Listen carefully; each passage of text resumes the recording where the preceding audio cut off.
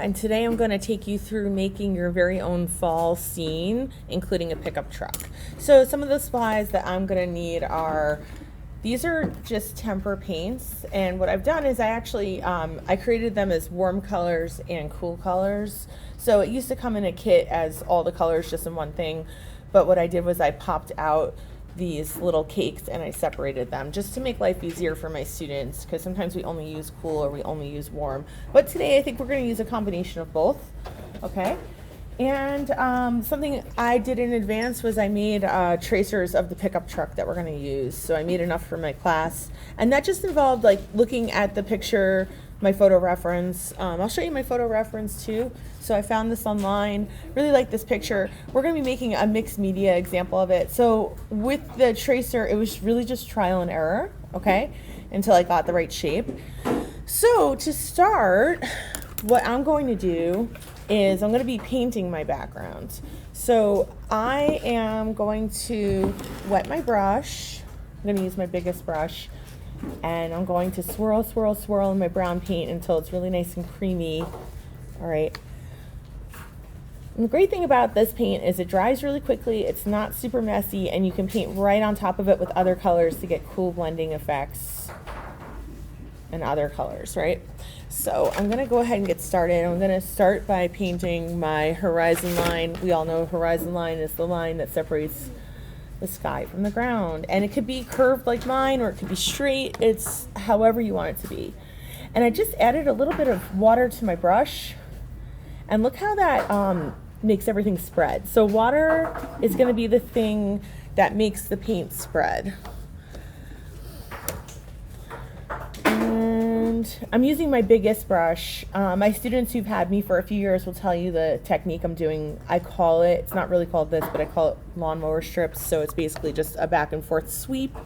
And the other great thing about that is that it dries as you're doing it. So you're actually drying the paper as you go because your hand is fanning the paper. So I'm just going to finish up this part. Okay, so I've got my first layer of grounds. This is going to dry really quickly. Like as we talk, it's literally drying. You can see it. You can see the wet, shiny parts. Now I'm going to be creating my background color. So I need to wash off my brush really well and dry it. Make sure I get all the color out of my brush. And for my background color, what I need is a light blue. So I'm going to do the same thing again, where I'm going to dip my brush in water first, and then I'm going to dip into my blue paint. Now this blue is going to be extra dark, so I'm going to need to modify it a little bit by adding white on top of it after I'm done. Then I go right back to my lawnmower strips. I know my hand's in the way, sorry about that. I'm just trying to keep everything still. So lawnmower strips kind of look like this, so it's a sweep. You could really go in either direction, but I like the sweeping technique of it. And I'm going to go right up to my line from before. That also will help to clean up any fuzzy lines that you have. Just adding a little bit of water to my brush. I'm going kind of light with this to begin with because it's a light blue sky. So it's a bit translucent, and we know that means that a little bit of light can pass through it. And I'm just adding the rest of my color for my background. And then I did tell you we're going to put some white into the background. So we're going to do that momentarily. I'm still just adding a little bit more color to my brush and getting my background swept in. So this is a sweep of color. Maybe I'm going to go this direction just for fun. I can really do it how I wish, but you're naturally fanning the page as you go. So now it's time for me to add some white. I clean my brush off first. I'm dipping into my white. So, gotta get it on my brush like so.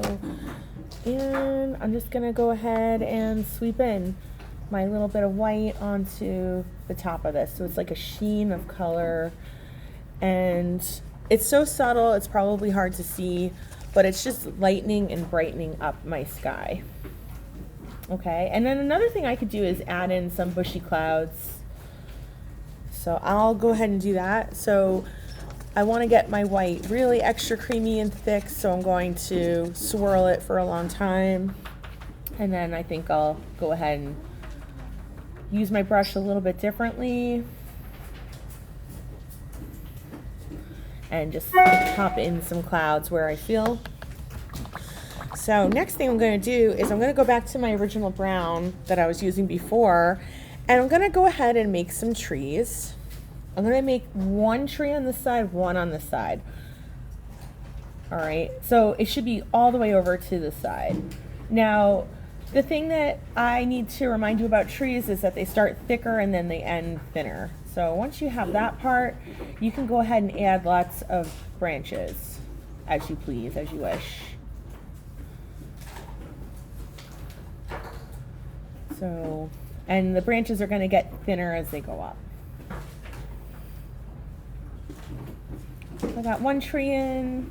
Now, I'm not going to go ahead and add all the leaves to it because I'll be drawing those in later. I'm going to make another tree on this side. Right now it's looking more like a winter scene than a fall scene, but it won't stay that way for long. So I am using my biggest brush, but the cool thing is it's a square brush, so I can use it on its side. There's so many different ways to use this brush. And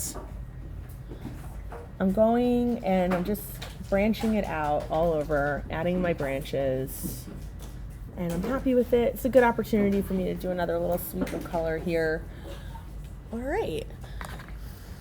And right now I really am done with my background, so I'm gonna be just letting this dry, and I can use my hands like this to fan, but I'm gonna put it to the side for now. Next step is gonna be cutting out my truck.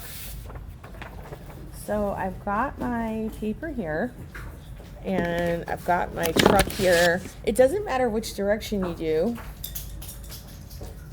Okay, and I'm gonna use a Sharpie for tracing. My students are probably really gonna use pencils for tracing. I'm using a Sharpie so you can see it well in my video. But the important thing when you're tracing is to hold down your tracer. Don't let it come up for any reason.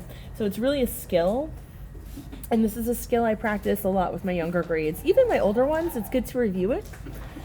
But I would say kindergarten, first, second, and even third, I do a lot of tracing with them because it's just skills that need to be revisited. So there we go, I got that, and now I'm going to cut it out.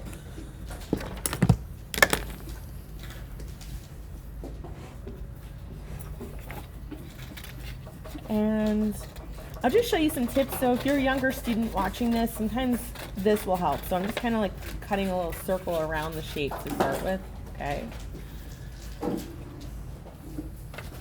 And now that I've done that, it becomes a little bit easier to cut right on the line. There's just less in the way when you cut away the rest of the paper.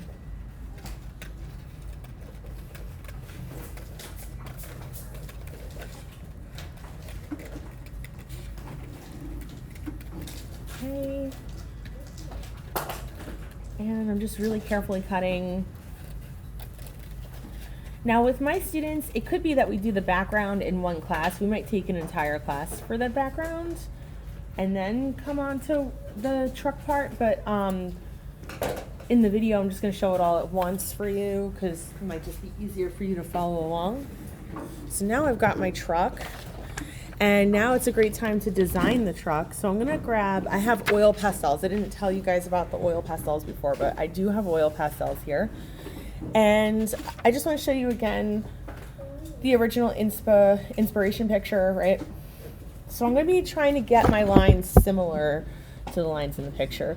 So first thing I'm going to do is I'm going to make my wheels.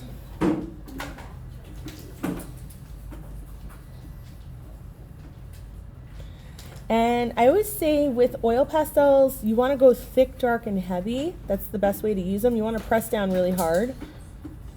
All right, so I've got the black for my wheel, and I need also some white right now. So this is an old-timey truck that we're making. And again, it's just about pressing down really hard. And we're not looking for perfection here, so just have fun with how you do it. So now I am going to go ahead and start drawing things like my window, and I'll show you how to do that. So here's my window, okay? And right underneath that's gonna be my door. And the door kind of goes over this wheel here. And I'll show you how to do this. I'm sure I'm gonna rewind my video, make it slower for you guys, things like that. Don't worry about that line, that's a little mess up, but I'm going to find a way to include it. So actually I'm going to include it right now. Now notice how the line around the wheel is more squarish. Okay. And I'm gonna draw that little part, and I'm gonna draw that. Okay. And I'm gonna draw that. And I'm just showing you like all the black parts right now, because why not? It makes sense to do it, right? So we've got all that in. Now what I need is some light blue. So I'm going to color in my window thick, dark, and heavy. It's probably a little hard to see this color.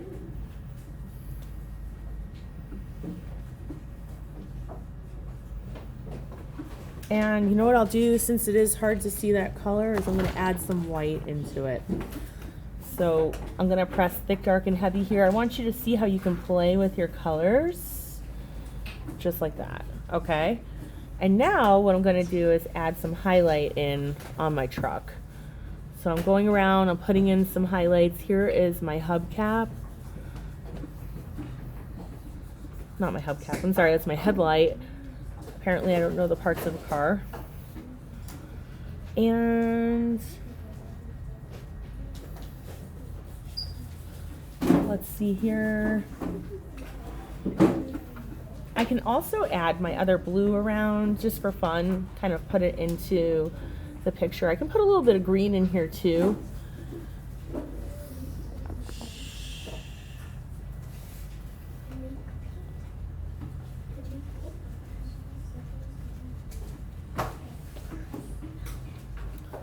Just gonna talk to my class quick, because I actually have a class while I'm talking to you. Yes, you can quietly grab paint markers at this time. Whew.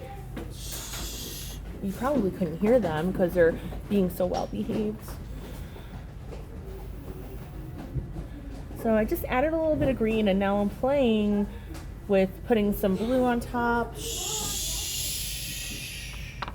And my truck is done. So now here's what I'm going to do.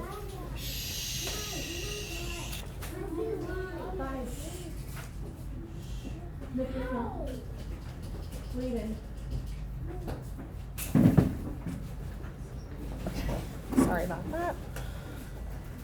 So now I'm going to place my truck in my picture, and you can see where we're going with this.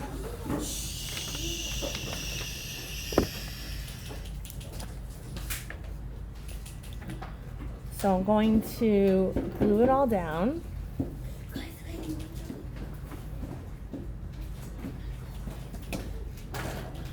And you know what I'm going to do is place it, instead of placing it on my horizon line like this, that looks like it's floating in air. Instead, I'm going to place it a little bit lower. Okay, I'm going to give it a tap, tap, tap, just like this. So that's where we're at so far.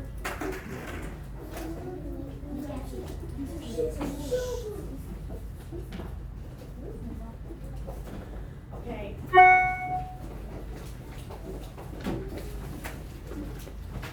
So now, here's what I'm going to do. I'm going to draw in, so this should be dry by now. I'm going to draw in my pumpkins. So I'm placing them around in my picture. I'm also going to put some inside of my pickup truck.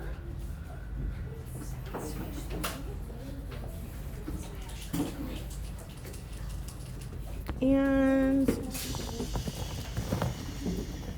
I have a couple different oranges here, so I can also mix in some other orange.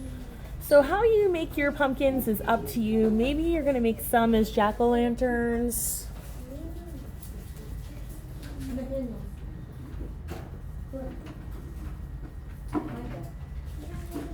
There's no talking. So now, here I am. I'm gonna make my stems.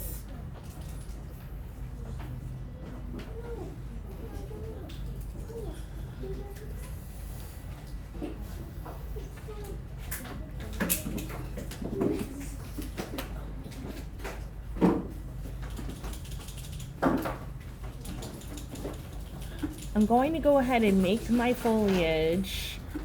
So I'm going to make my leaves, which can just be like little dots just like this. Oh, something I forgot to do is make my little lines in my pumpkins. I'll show you something else. I'll show you how to make a little bit of shadow underneath your pumpkins.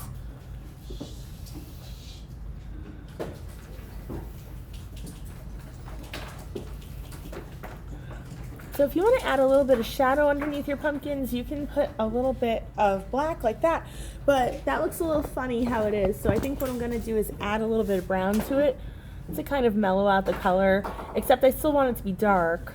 And look what happens. So the beauty of using oil pastels is that you can mix colors. And I am definitely up to my foliage. So you're picking colors for your fall foliage. Now my students live in Florida, and there's no such thing as foliage here. Just kidding, there's a little bit actually.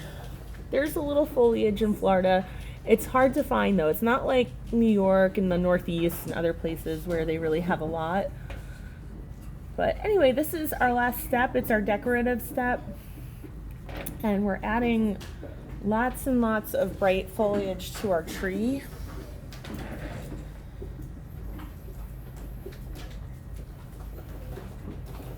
And I'm definitely going to add in some red.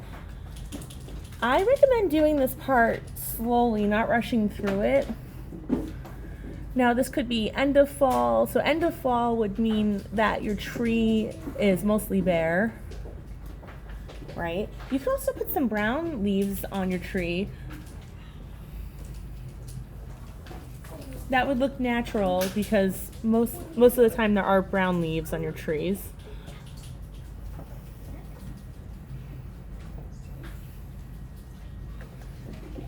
And maybe I'll throw in a little bit of green in there too, because usually there's also some green in the mix. And you get the gist here. Something I didn't add is a sun, but maybe you're going to add a sun in your picture. Can you think of some things to add into your picture that would make your picture look even better? I thought of something. I think what I'll do is add a little bit of shade to my tree by adding a little bit of black to one side of the branches. And I just want you to see how that makes it look like there is shade. Now I'm going to add a little bit of brown to it because why not? So I'm just showing you all different techniques that you can do. I'm going to be doing this project with a few different grades. And I think my older students are going to appreciate all the fun options.